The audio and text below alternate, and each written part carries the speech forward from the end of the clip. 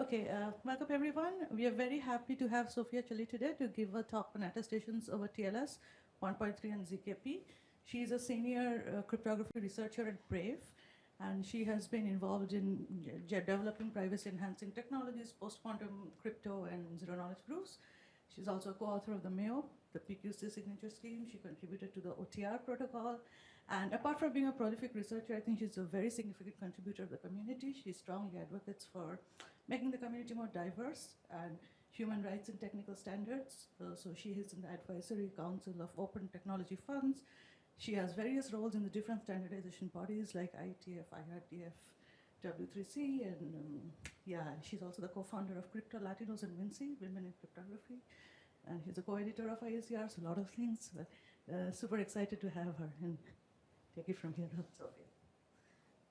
Yeah, thank you so much, Hesha, for that really warm introduction. Yes, so today I was going to be talking about, so I will not be seeing you anymore because I have to share my tab, but I can switch every now and then to see if there are any questions. But anyhow, as I was saying, essentially today what I wanted to present you is kind of like a paradigm that is currently being rising in different types of the industry of actually how to create privacy attestations over TLS encrypted data by leveraging and using zero-knowledge proofs. I was hoping that I will share you at this point some new work that we have, but we found a box, so that I'm just going to give you a little bit of some pointers of what we're looking at because we couldn't finish it completely on time.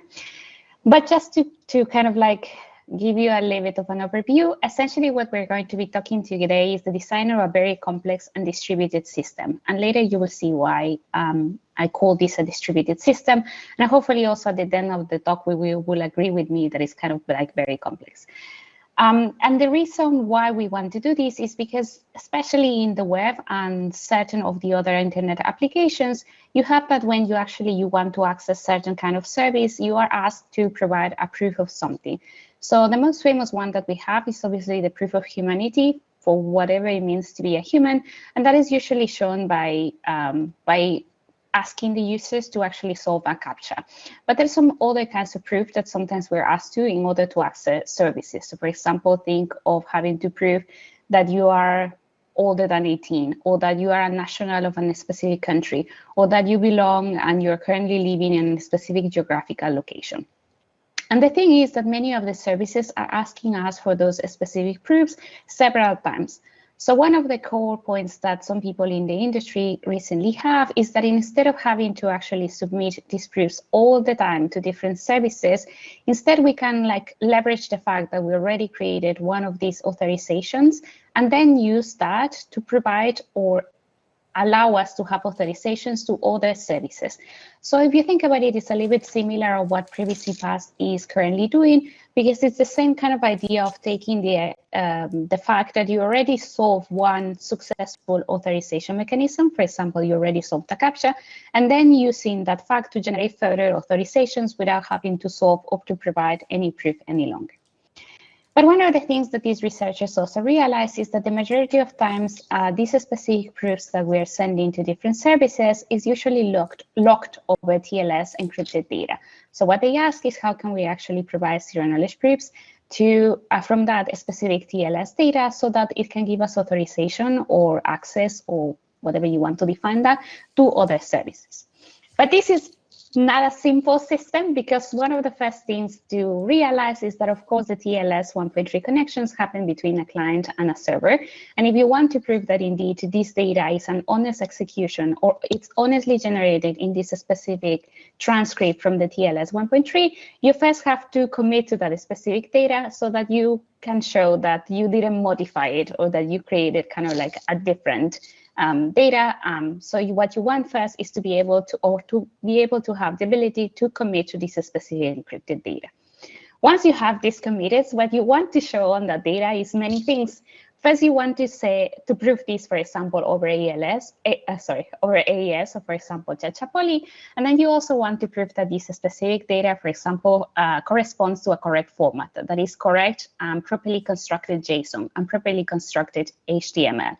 that you are proving this over AES. And then after that, you also want to prove that certain statements exist over that data. So for example, this specific AES block of the cipher belongs to a field that shows that I'm over 18. And you want to prove all of this in ZKP.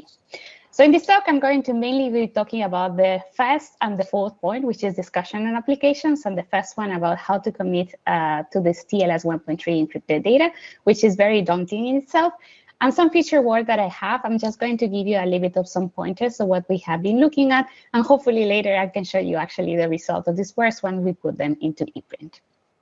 Okay, so again, just to set kind of like the scene of what is happening, essentially what we want is to prove something and leverage the fact that already those kind of statements are shared over TLS 1.3 or when any kind of TLS data, and then use them in able to be able to access other further services with the fact that we already have this kind of like these zero knowledge proofs. There's two types that you will see in the literature that people want to provide. The first one is what is called proof of provenance, that, for example, this specific blob of traffic, this specific traffic that was sent over TLS belongs of a true connection with a specific server that I'm assumed to be talking to. So let's say, for example, that you want to prove that indeed you talk to a correct bank, then you also show that this TLS connection was performed with the specific server that hosts the website of that specific bank. And there's a second one, which is the one that we are more interested about, which is just saying there exists a specific statement over the encrypted data sent over TLS connections, and it corresponds to a true connection to a server, and hence I'm leveraging the fact on the statement rather than in the provenance of that specific data. So in this talk, we're going to be interested in the proof of statements because we think that is the one that is actually more aligned with privacy preserving technologies, while the other one is less privacy preserving because you are still revealing that you're talking with a specific server, and hence over time you will be revealing the browser history of the users. So we're less interested on that, though you will see many papers that are mostly interested also in these proofs of provenance. Okay, so for example, let's give a simple example. Let's say that you know that over this TLS 1.3 traffic that is encrypted with AES GCM in an AAID setting, you know that it has the format of JSON and it is the result of an HTTP request or query and response. And essentially, you know that in this JSON, there exists a field, a key that is called age, and the related value to the key age is an integer that is over the number 18. What do you want to show is essentially to show that it was properly committed over transmitted data over TLS. You want to demonstrate that the data conforms to a JSON context-free grammar, here with an asterisk, because actually JSON is not a context-free grammar, it's context-sensitive. But if we assume like an abstraction of JSON as a context-free grammar, we could indeed prove this. We demonstrated the field age exists at the top level of this specific JSON document. So it is the first object of this JSON document and not, for example, the third object. So you are assured that it is in the correct context. You demonstrate that the value associated with age matches the grammar rule for integers. So whatever value is followed in the pair of age plus value, you know that that value is indeed an integer. And then you show that that integer is bigger than something, whatever you want. So in this talk, we're going to just be talking about the first point, the first specific point, but I will be giving you pointers on how to do on all of the next ones. But just looking at this, maybe you are now agreeing with me that this is indeed kind of like a complex system. Okay, so the first point that we have is essentially that how can we indeed commit to this specific data that is sent over TLS? The first protocol that indeed proposed this is a protocol that is called DECO. Don't specifically remember in what specific year, but they are the ones that first proposed this. And what they propose is indeed to add a third party to the TLS handshake so that this third party can actually be committed to that specific encrypted traffic that you're sending over TLS. And you will see in the literature that that's one of the reasons why these kind of protocols are called three-party handshake protocols or 3PS, because you are adding a third party. Or sometimes they're also called CKTLS, which is a name I personally don't really like because you're not proving TLS in CK, but rather you're proving that certain statements exist over this protocol that is TLS. So you're more interested in the statements rather than TLS. So I disagree on the name, but you will see in the literature or in some activities that happen over social media that they are called CKTLS. What they allow us is to provide this modified TLS handshake that allows for exporting statements over the TLS channel to a designated verifier. And there's many other follow-up works as the ones that I have put it in this slide, and you can indeed check those papers if you're interested. But what is the problem with all of these past works is essentially that they have limitations. So the majority of the design of these protocols, you will see that they are fixed for TLS 1.2 or under. And we wanted actually to provide something for TLS 1.3. Why we wanted this is because this is the newest protocol, is the one that has the highest security properties and the one that is the most efficient. And indeed, recently the IETF TLS working group has actually froze TLS 1.2, meaning that there will be no new extensions added to the protocol with the aim of eventually deprecating TLS 1.2. So we think that if we are going to be providing any kind of system, it should actually target the latest version of TLS, which is TLS 1.3. They also lack a formal security analysis, which is something that we did provided in our work. We essentially reduced the security of our work to the core security of TLS 1.3, which has been itself formally analyzed and also verified. There were some efficiency concerns with previous work because indeed they use some really slow algorithms, or sometimes they even use algorithms that have been proven broken now, and they provide no support for AES GCM or Chachapoly, which are the most famous surface suites used, at least for TLS 1.3. They also don't provide client privacy because in the aim of providing kind of like these proofs of provenance, they eventually reveal to other parties which specific server this specific client is talking to, which we don't like because essentially that means that you're revealing the browsing history over time. We solve that by using kind of like a ring signature / zero knowledge proof that I will introduce later on the talk. And they also have no open source implementations, so we actually wanted to solve them all, and we did with this work that is called Stefano. If you're interested eventually in seeing the a really abridged and small talk of this specific protocol, I invite you to attend NDSS, where we will present the paper. Okay, essentially how they work. We usually call these protocols also designated commitment TLS or DCTLS protocols. And essentially how they work is that they have kind of 3 phases. But important here to note, these phases really don't happen sequentially, but many of them will happen in parallel. So I know that there's a lot of confusion in the community that sometimes these phases actually happen sequentially. You have to think them in parallel. So bear in mind that we have these 3 phases: the handshake, the query, and the commit. So prior to introducing all of the phases, maybe let's start remembering how TLS 1.3 works. Essentially, TLS 1.3 has 2 phases. It has the handshake phase, in which essentially the aim is to generate a shared secret that is going to be used to encrypt the messages at the handshake, and another one that is going to be used to encrypt the messages at the record layer, and also to achieve authentication and integrity with the server that you're supposed to be talking to. There's a second phase of the TLS 1.3 protocol, which is the record layer, which is essentially that using that secret, that shared secret that you just derived, you're going to be using to send encrypted and eventually decrypt the messages at the record layer. It's really interesting at the TLS 1.3 decisions in that what they wanted when they actually proposed the protocol, that they wanted to achieve the most secure or the higher level of security properties that they could achieve. And one of the actual decisions that the TLS working group did at the time, for example, with the aim of providing the stronger security properties, was to encrypt as many parts of the handshake as possible. So you will see in this diagram here that from encrypted extensions messages onwards, all of the messages of the handshake are going to be encrypted. The reason why they decided to do this is such that no adversary that is looking at the network will be able to see, for example, the server certificate message from the server. So they wanted to hide as much of the TLS handshake as possible. And indeed, there is even an extension for TLS 1.3 that is called encrypted client hello that even encrypts all of the other messages that are previously not encrypted in TLS 1.3. It is also a protocol that aims for efficiency, and there's even a mode for TLS 1.3 that is called 0RTT, because essentially they wanted to provide really immediate connections from a client to a specific servers. I'm noting this because these are the core differences with TLS 1.2. So if you're trying to design something from TLS 1.2, you will have then to redesign it for TLS 1.3. It is non-trivial to take something that works for TLS 1.2 and just casually moving it to TLS 1.3. It doesn't really work that way because the handshakes are really different. Okay, But essentially, from the side of these TLS protocols, what is that we want to do? What we want is to essentially add this third party, which we're going to be calling the verifier, so that the client and the verifier secret share all of their session data, both the keys and also the encryptions and decryptions of, mostly the encryption actually, the encryptions of the messages. But from the server side of view, everything remains the same. So what we do in practice is essentially that we secret share sessions between the client and the verifier, so that the verifier never has a complete view of the whole keys or all the whole plain text. They just have their shares.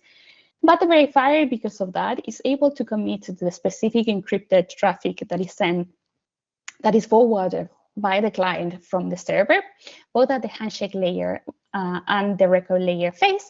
And in that way, once you have a verifier that is able to commit to this specific traffic, then you can indeed create any kind of zero knowledge proof statements over that specific commitments that you just created.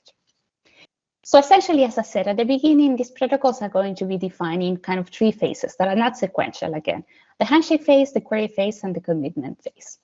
What is this handshake phase? Is essentially what I just told you, essentially how to make the handshake be secret share between the client and the verifier. Contrary to what we have here, in which what you actually see in a TLS 1.3 handshake is that we derive these key shares that you see in this message, in the client hello and the server hello messages, we essentially are creating kind of what is called in the TLS 1.3 standard as key shares.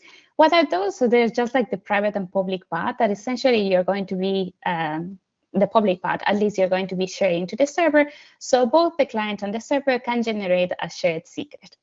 In this case, instead of just having the client generate their own key share, what we're going to be having is that both the verifier and the client are going to be having kind of shares of that specific key share, so that the eventual kind of public part of that specific shares is going to be the concatenation of the additive shares of those specific shared key shares from the client and the verifier. This can be generated in a pre-processing phase, so it doesn't have to happen at the moment of the handshake. The only thing that we have to be assured is that the client sends the specific client key share to the server. Once we have that and the server receives these key shares, the server then sends the server hello, which is essentially just fixing what specific cipher suites are going to be used in the TLS handshake, the signature algorithms, the encryption algorithms, and essentially also they generate the shared secret. So from the server on, everything looks completely as business as usual. From the client and the verifier point of view, now they have to derive a lot of keys. These keys are essentially the keys that are going to be used in order to encrypt the messages at the handshake layer. And eventually also you will derive some keys that will be used in order to encrypt the traffic at the record layer. As you might think— Sorry to interrupt. Can I ask you a question? No worries. Yes. So, can you explain a little bit, like, in terms of implementing something like this, does that mean that you would have to modify like web browsers, the TLS stack on the server side, and for example, would it be possible to implement this like using some web browser extension only? Is that possible? Yeah, so that is a great question. So later I have on a slide, a very small slide actually, on the implementation. And essentially what we did is that we implemented these completely in Boring SSL, and then we compiled Boring SSL in the Brave browser and able to be used. You can also generate via an extension, but it will be way more difficult because the TLS stack doesn't give you the ability to modify that much of some of the messages of TLS because of security concerns, which make complete sense. But I know of some companies that indeed have tried very hard to actually modify the TLS via an extension. It is easier when you have access to the browser. For the TLS stack for the server, you don't need to modify anything because everything looks as business as usual for the server. But yes, you either modify the browser so that you have the modified TLS library, or you try really hard to have only call some of the public TLS APIs, so you can also provide this kind of protocol. Does that answer the question? Yeah, thanks. Okay. Yes, okay. So as I was saying right now, currently what we're aiming to do is essentially to derive all of these shared secrets. But obviously, if you're ever worked in MDC, you know that this could be very expensive. So we added some kind of optimizations. The first optimization is that instead of operating, if you think about it in TLS in the form of using elliptical cryptography, instead of using the whole point, meaning the X and Y coordinates, we know that a lot of the operations that are optimized already for TLS 1.3 only happen on the X coordinate. So what we did is indeed, instead of having the whole shares of the whole point, we have shares now of the field, which indeed allows us to actually have a lot of optimizations because we're only now working over the field. Because of that, now we are also able to use a binary gobble circuit for all the 2PC functionality. So for the handshake keys derivation and eventually also the record layer keys derivation, and for the encryption and decryption over AES. Okay, so now essentially the client and the verifier and the server from their side have derived the handshake secrets, which means that from now on, any messages that are sent by the server or sent by the client are going to be encrypted. Now we go to the second phase, kind of the handshake phase of TLS 1.3. This phase is essentially the one that is used in order to achieve authentication and integrity. Mainly you want to show as a server to the client that indeed they are talking to the correct server, and I'm not like a fake server that is pretending to be someone else. How is that usually done in TLS 1.3 is that you provide a proof that you know the private key associated with a public key in the form of a signature. So you essentially provide a proof, which is the signature, and that your public key really belongs to that specific server because it has been attested via the PKI, for example. So one of the things that we already noticed here is that, of course, the client can directly get this specific message, the server certificate and server certificate verified messages, but then they will also have to kind of forward these specific messages to the verifier, so they are assured also that the client is not lying to them and they are pretending to have a connection to a server. But we didn't want to forward them in the clear because, again, that will be for us a privacy violation because you are revealing the client history over time to this third party, which is the verifier. So what we did is indeed that we created our own zero knowledge proof that we call ZKPVS, which essentially shows that this specific signature has been properly created by a public key that belongs to a set, that belongs to a ring, without pinpointing which specific public key it is. So you say, for example, let's say that you have a set of public keys that belongs to the trusted consortium of European banks. And I don't know if that entity exists, but let's say that exists, and that you have kind of like these public keys of these banks.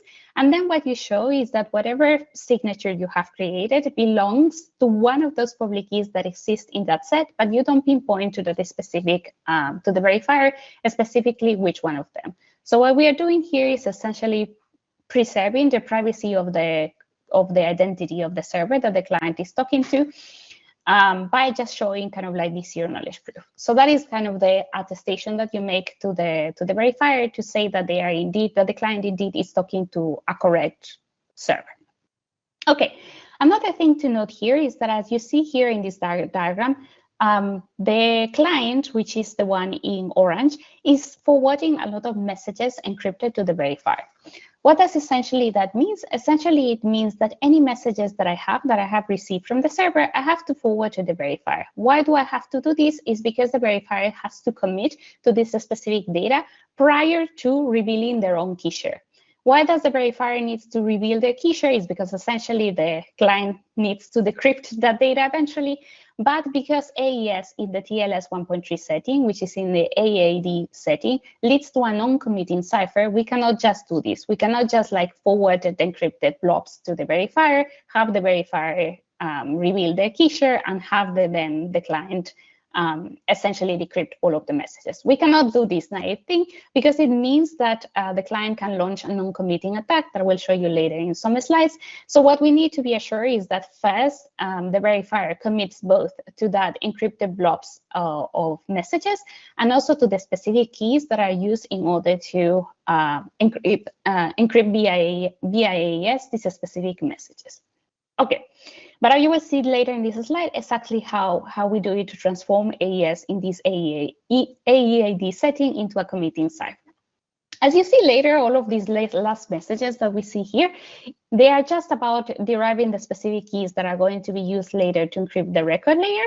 And also a lot of HMAC messages, as I call you, which is the finished messages, which just provide you with the ability to say that this handshake has not been modified, because the client and the server arrive to the same view of the messages, so they have not, no one has injected or modified any of the messages. So they also do this as business as usual in TLS 1.3. Okay, so one of the things. Can I ask another question? Yes. So on the previous slide. Okay, so can you clarify a little bit this public set of keys? So just to be clear, so these are like the server keys, right? So the idea is that the idea is that you don't reveal exactly which server the client communicated with, right? Yeah. Okay. So I mean, wouldn't it be possible to also just prove something about like a higher level certificate or key in the search chain instead of doing something like this? Oh, that would be interesting. Yeah. Well, you will have to prove that that is specific public key in relationship to the PKI was used in the connection. That's the thing you have to prove as well, I think. Yeah, but it will be interesting because it will be if there will be an easier thing, that will be nice. One of the things that this zero knowledge proof does allow us is that we don't have to send this at this point of the handshake. We could also send it later because you can like kind of heal later the authentication from the verifier side. Okay. I don't know, but I have to think about the PKI part. Yes. Yeah, and this like this sort of the security model is kind of interesting here. So I mean, it really relies somehow, or the anonymity here really relies on this public set of keys being like known and maybe decided ahead of time and like not mutable. Yes, so it's kind of like a set anonymity also, right? Like if the set is very big, then you will preserve more anonymity. But if it's really small because there only exists one bank in the European Union, then then you're still revealing exactly which one. So it really depends on that. We thought that in the majority of these cases it makes sense because you're already trying to prove some statements over some connections that happen to servers that are kind of like authorized usually at the policy level. So you will have people asking for like the national ID or bank statements. And that already happens with servers that belong to entities that are kind of already part of consortiums at the legal level. Yeah, but it's true what you're saying. Thanks. Okay, now for the AES. So as I said, one of the goals of especially this TLS protocol is have the ability to commit to these specific encrypted blobs. So later you can actually show ZKP statements. Sorry, you can show in zero knowledge proof that this specific statement exists in this specific traffic. But as I told you, AES, it turns out that AES GCM in the AEAD setting leads to a non-committing cipher. So what's the specific attack that you can launch? The specific attack that you can launch is that you can find another key, let's call it key prime, and you can find another, or you can create another message, let's call it M prime, and they can arrive to the specific ciphertext block, which is horrible in our cases because as you remember from the previous diagram, what we essentially do is that we send first the encrypted, we forward to the verifier essentially the encrypted version of the messages. So we send to the verifier the ciphertext blobs, but then the client can essentially lie by finding another key, modifying the message, and then saying, hey, verifier, give me your key share, and then I'm going to pretend like this is the true ciphertext because it turns out that I find something that is exactly the same as what I sent you previously, even though I changed the message. So that's not great. So we didn't want to do that because it turns out that in that way the client can lie, which will kill all of our protocol because essentially means that the client can indeed create zero knowledge proofs over statements that were really not there in the encrypted blobs that you forwarded from the server by the client to the verifier. But essentially what we did in the country is we kind of modify AES. So what you also sent prior to the verifier actually revealing the key share, what you send is kind of like a commitment to the specific key. And we do this commitment by adding this specific mask that we call V prime, so that we essentially create this value that we call EI that you see here, which is kind of like a commitment to already kind of like the key that you have. Once you have this specific commitment to the key, then the verifier indeed reveals their key share. And then the client cannot really lie, because if they lie and they indeed try to change the message from this specific ciphertext block, then they will no longer be able to pass the specific commitment to the key that you just have. So in a way, what we do is kind of like a modify the AES, so we can actually use it as the commitment scheme itself. Something to note here is that sorry. So can you tell a little bit more about this attack? So how easy is this attack, and how is it to find like some meaningful message so that you can actually do this franking? Yeah, it's not really difficult, but in the TLS 1.3 setting, it's considered completely fine, at least between a client and a server, because it is assumed that you already have the same set of keys. So therefore, the client will not be arriving to a different key. But in our case, because we're sending this forwarded to the verifier, the client will be able to cheat to the verifier, but not to the server. Oh, I see. Yeah, and there's a great paper by Thomas Ristenfeld and Paul Groves that actually found this specific attack that I have attached to this slide. Yes, that is very fun. Okay, one thing to note here is that I'm mostly centering all of these explanations of using AES GCM as the cipher suite that is used over TLS 1.3 and as the commitment scheme that we're going to be used. And this is because AES GCM is a block cipher, which means that it allows us to do like this or to explain this much more easily. But if you remember, TLS 1.3 has other cipher suites that can be used as the encryption algorithm, including Chachapoly, again in an AEAD setting. Chachapoly is a string cipher, which means that this like kind of modified scheme will not work anymore. But we currently have some future work at actually extending this to Chachapoly. Okay, so now that is great. We have a way to introduce this specific third-party verifier to the handshake such that they have secret share to the majority of the keys. They don't have never the full view of the keys. The client do has the whole plain text eventually because they are able to decrypt, but the verifier is able to commit to specific traffic sent over the TLS 1.3 and is able to know that the client will not be able to cheat and create like different plain text that arrive to the same ciphertext. So that is great. That's what we did essentially by modifying this handshake. In regards to the implementation we did it in C++ and we made it over boring SSL and it's around 14K lines of code. We also did some experimentation over LAN and the WAN setting, and essentially the kind of times that we arrived are kind of good in that for the online phases of a protocol, it takes us less than a second to actually launch the handshake. We do have some increased cost, especially on some pre-processing. So if you remember in some previous slide, I said that there's a pre-processing stage at the handshake layer. So that is kind of a little bit more costly. And we also do a circuit pre-processing for optimizations for AES that is a bit more costly.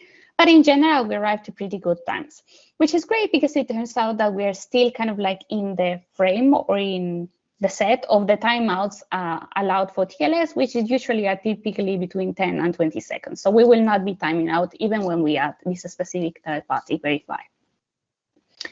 Okay, great. So now we have explained only the handshake phase. But as I told you, there's other phases. We explained kind of the handshake phase and also the commitment phase. But just to kind of repeat again, the commitment phase kind of happens in parallel in the handshake phase. And every time that you send an encrypted message, you have to make the verifier commit to it by modifying the AES. So those phases are kind of in parallel. You can also think the query phase that is not really sequentially, right? One can think that the query phase only happens at the record layer when, for example, you send an HTTP request to the server and you get the HTTP response back from the specific server. But if you think about it, the request to open a TLS connection is a query in itself. So that's why I'm telling you that these phases are indeed in parallel rather than sequentially. You start with a query phase where you say, hey, server, open a connection with me so I can talk to you. That's the query. The server opens the handshake, and all of the encrypted messages have to be committed by the verifier so that later you can provide proofs over them in ZKP. So as you see, they all kind of happen in parallel rather than sequentially. But here, what we are mostly interested right now is in the record layer phase. So now we're actually going to be sending some queries. Because it's true that maybe we can create some zero knowledge proofs over the handshake messages, though I see less of an application to actually create zero knowledge proofs over the handshake messages. What we're mostly interested from the application side of view, what we're more interested is creating zero knowledge proofs over whatever is sent as traffic on the record phase. What we currently have right now is already the ability to create commitments, and this is different from some prior works. So in prior works that you read in the literature, you will see that eventually they expect the client to open and decrypt the plain text and then create a separate commitment, usually by using, for example, pedestal commitments, and use that pedestal commitment in order to generate zero knowledge proofs. We didn't want to do that. We wanted to rely on the fact that you can modify AES to make it a commitments scheme to directly create zero knowledge proofs over the AES. Why we thought it was much more interesting is because you don't have then to provide a proof that whatever hidden data you have on the pedestal commitment is equal to the plain text that you have on the AES encryption and also provide this proof. We didn't want to provide kind of the second proof. We directly wanted to work over AES. Also interesting here is that, as I told you, AES is a block cipher, which means also that you can selectively reveal certain parts of that specific plain text if so you choose. So for example, let's say that you know specifically in which specific block of the AES cipher there's the encryption of your field H, and you just reveal those specific blocks. That was pointed out by the protocol that I talked about in some of the previous slides, by the DECO protocol, but we didn't really want it to do that because we feel that would still be too much of a privacy violation to actually reveal the plain text, certain plain text blocks from the specific encryption. So we don't want to do that. We directly went into proving anything over zero knowledge proof. Okay, what we said at the beginning is that we finished by having these really nice commitments, but then there's a lot of things that you indeed have to prove. The first things, for example, to prove is that indeed whatever traffic you are sending over the TLS 1.3 connection follows a format that is the appropriate one. So for example, we know that that specific traffic is following the HTML and JSON format. There can be other traffics that are also sent over TLS 1.3. There's like XML, you can send binary data, but the majority of times you're going to be using HTML or JSON.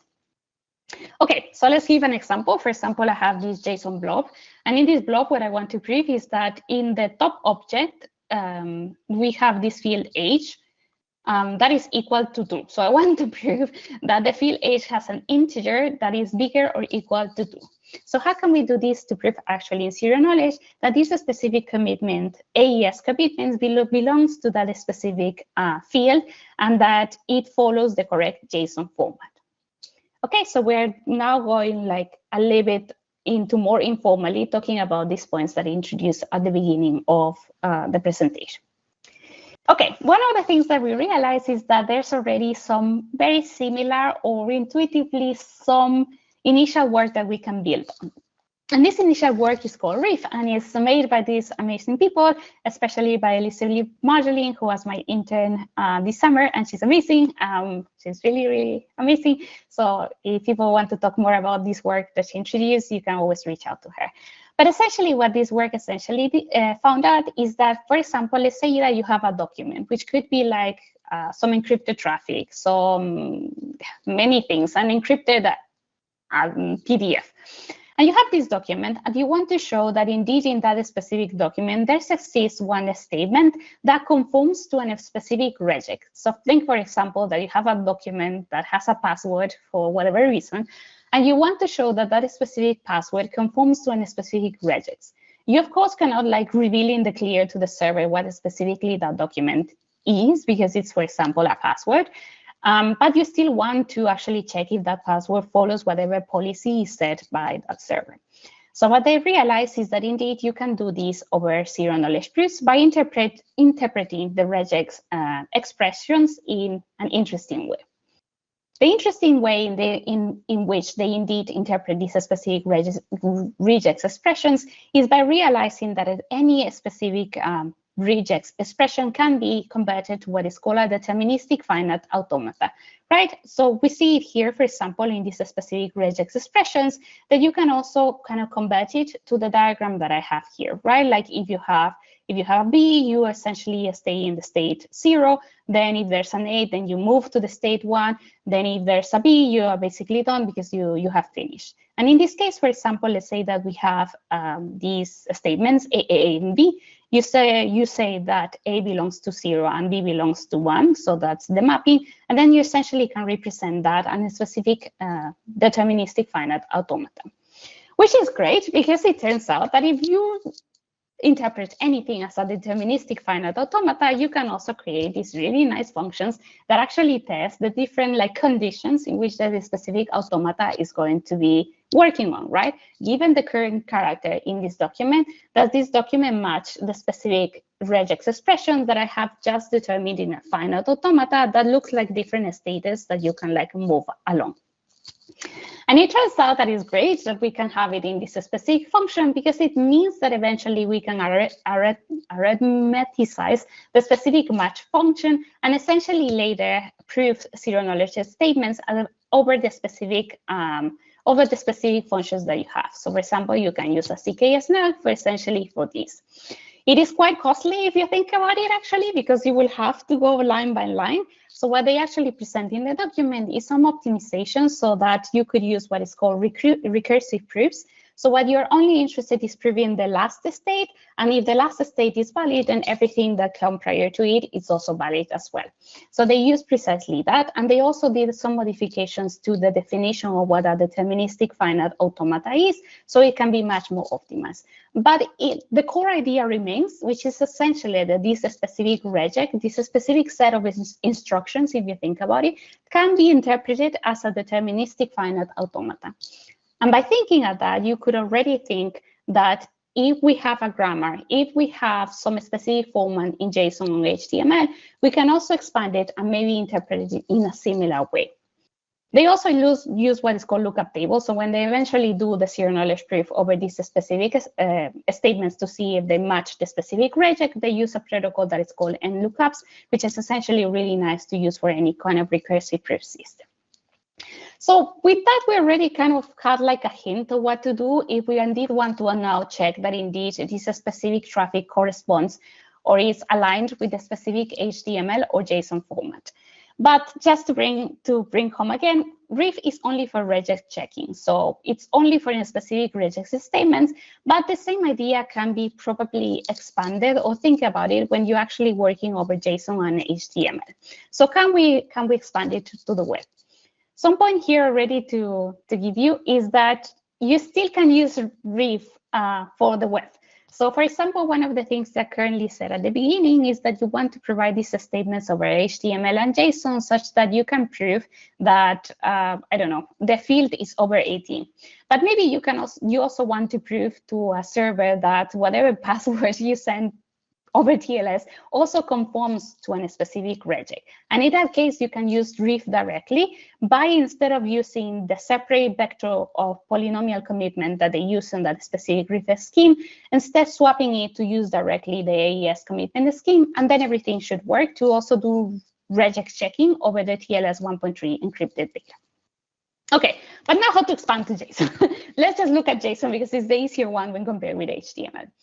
Let's say that JSON in the most abstract form is actually a context-free grammar. Again, it is not a pure context-free grammar. It depends on, it is context sensitive, but let's assume that its abstract form is context-free grammar. What we want to prove is that this is well-formed JSON. So essentially what we want to do is that it conforms to the JSON grammar and also that they appear in the right context. So if you think about it again, we are with our example that we show here, we want to prove that age belongs to the top level of the JSON and that, for example, the object's performance also doesn't have an age that is different. You want to actually prove that the first occurrence of the age is the one that we want to attest that is bigger or equal to 2. Okay. So I'll give you another example. So in another example, essentially, we have this, we want to prove essentially this ID, and that whatever follows this ID, this TX001, is indeed what we're looking for. It is indeed TX001 for whatever reason. Then you interpret the specific JSON as a context-free grammar, right? Kind of, but not really, because as I told you, it's context sensitive. But let's try to kind of think it about it as a pure context-free grammar. The JSON is an object. The object has the specific members, as we see here. The members are always of the type pair and pair members. Every pair is usually a string and a value. As you see here, you have a string, and then that's followed by a value.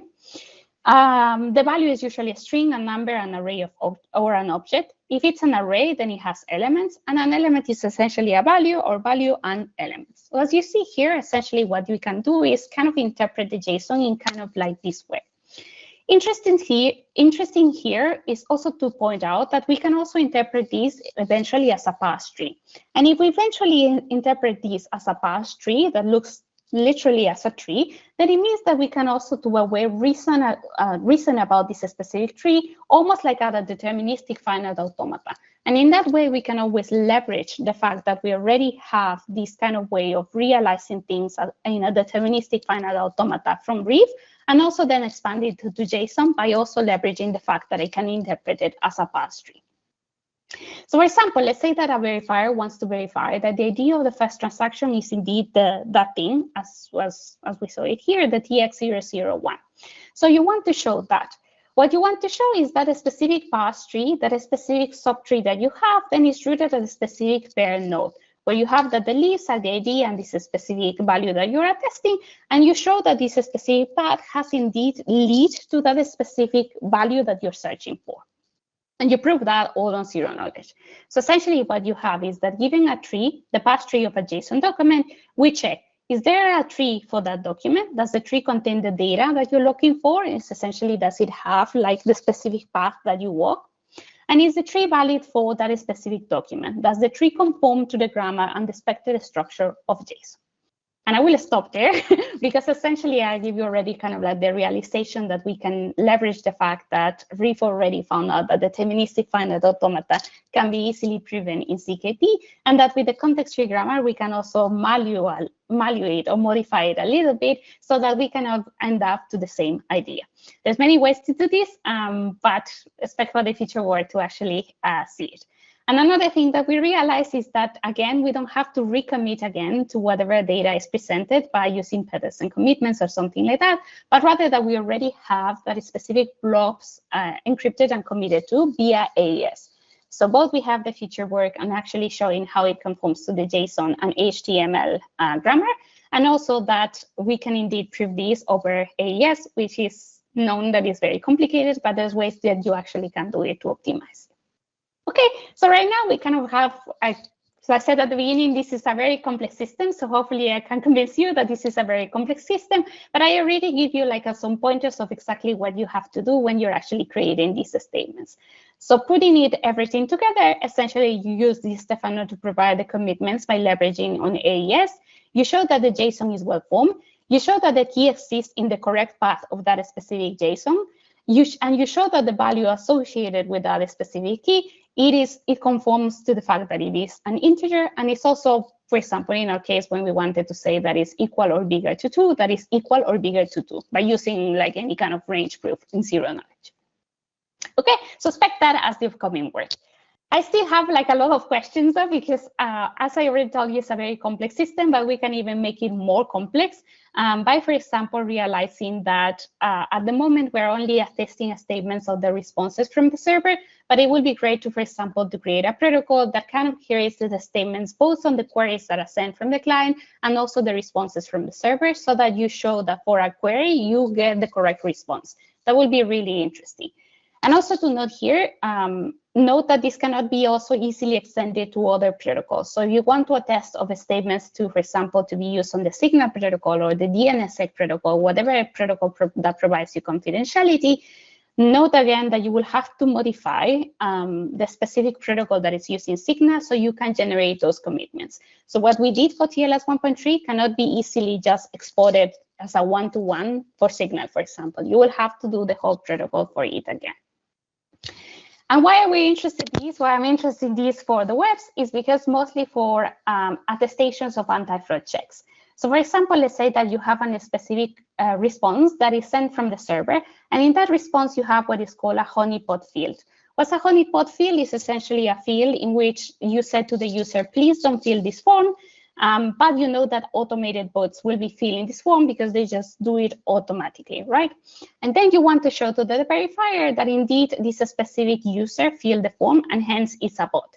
You don't want to reveal that in the clear because it turns out that these specific honeypot fields are essentially sometimes proprietary to some companies. So you don't want to exactly show with a specific honeypot field you are using, but you just want to show in ZKP that, for example, this user is not a bot. And then you can use this specific ZKP to later show to other websites or to other services that indeed this user has been deemed as honest. Okay, and just to end, because I'm running out of time, just to give you a little bit of a discussion that I wanted to bring, because sometimes in these specific systems, there's lack the ethical discussion of these. I still consider this to be not a solution that is one size fits all. What I mean by this is that this could be great, for example, for attesting indeed that you are older 18 or that you are a human for whatever definition of a human. It could be great, but it means that it's also restrictive. So think about it, for example, if there's a user that has no bank accounts, or they have no passport, or they have no national identifier because they chose so. And there's many humans that indeed enter into that category. In this case, we shouldn't actually build this system so that they only accept these specific proofs, because that means that it will be restricted to a big set of the humanity. So it will not be the solution for them all, but rather several solutions have to be put in place, also for the cases of people who don't want to have bank accounts or don't have national ID documents. Even more worryingly for me is when this is, like, for example, used to show financial liquidity, to show that you have a bank statement in which you have a savings account that is more than 15,000. And yeah, might be great to actually create those proofs, but it might not be the only way to actually assess the financial liquidity of the people that are using the services. So this should not be the solution that fits all of the cases. And also, just to note as well, this kind of system can enable surveillance, and there should be a way to actually enforce at the client-side level that whatever proofs you're generating are not made so you can surveil into your users. For example, you can check which specific traffic or conversations they're having over TLS. Rather, like, it's only restricted to the specific proofs that we want to make in order for them to be able to access other services. So just wanted to bring this as an ethical consideration, that when we design these systems, first, they are not a one-size-fits-all, and they also have to be carefully analyzed so that we are not enabling surveillance of the users. Okay, and with that, thank you, and I think I'm on time.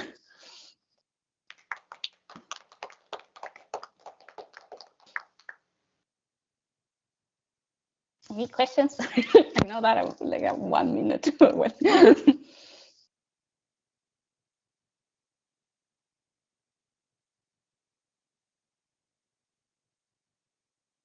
Thank you. Are we going to be able to have a link to the presentation? Yes, I can put it on my website or send it to Esha as well.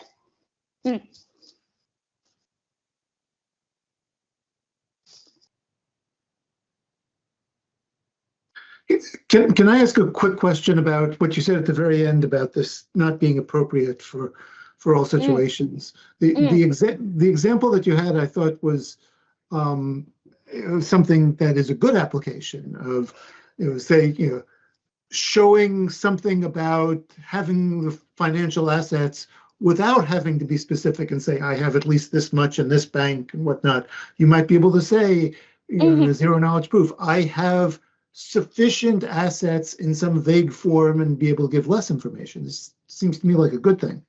Yes, so I argue that it's both a good thing and also a great thing. So maybe I should clarify. What I meant is exactly that it shouldn't be the only way. So for example, that you only say that you have to provide proofs of this specific, that you have more than $1,000 in your bank statement, and that you're only able to provide these from this specific set of banks, and any other banks are not allowed. So I've seen some discussions on like, oh, we should only do this for these specific regions.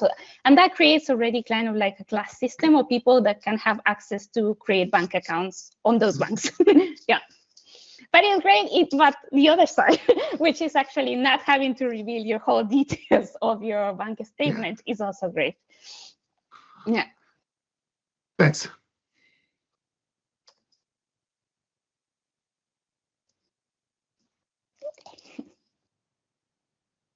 Hi, Sophia. Hello. So I guess you're Oh, I see assuming you. I that see you. the Okay. that the schema of the JSON is known to everyone. Is this sort of a fixed thing? Yes, or at least yes. So some part of the context-free grammar at least are similar. Are similar for kind of like all of the statements that you're sending over the TLS data. But we did have a long conversation on actually how if there's some specific slight changes that the server introduces, because you can modify in that way the JSON, what we'll be able to do. So currently we have the solution for the general case, but it would be great to also have the context sensitive part of the JSON. Okay, thanks.